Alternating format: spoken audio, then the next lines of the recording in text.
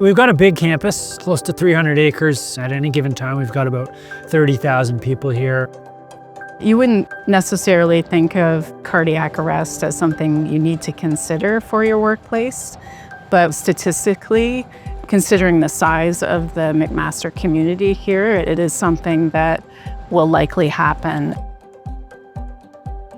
Before AEDs, we obviously had the security that we would call, and EFERT's also involved. There are a bunch of students that are on bikes and stuff with backpacks and come and do triage and stuff, and that's pretty much what it looked like before.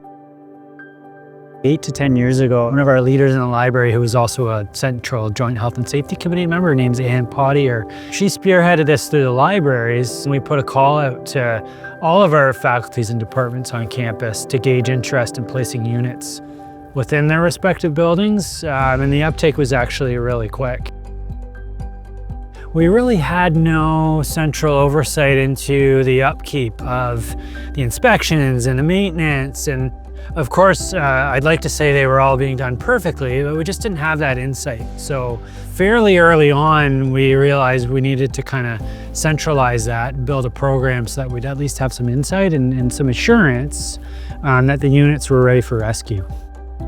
We worked with Action First Aid installing safe cabinets that are alarmed cabinets. The cabinets also had signage, instructions, and also logos that were very obvious that this was for public access.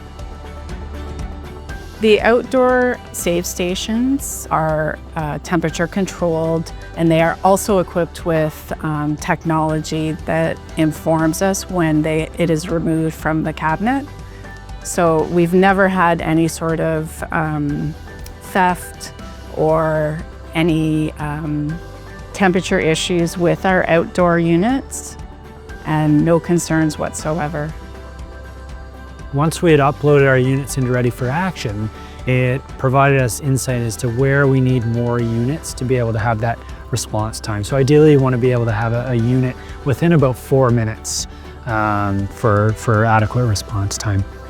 If the AED is used in the first 4 minutes, you're looking at like 70% kind of survival, which is key because for every minute that it's not used, you lose 10% of that. It prompts us for inspections, and it prompts us for battery and pad replacements.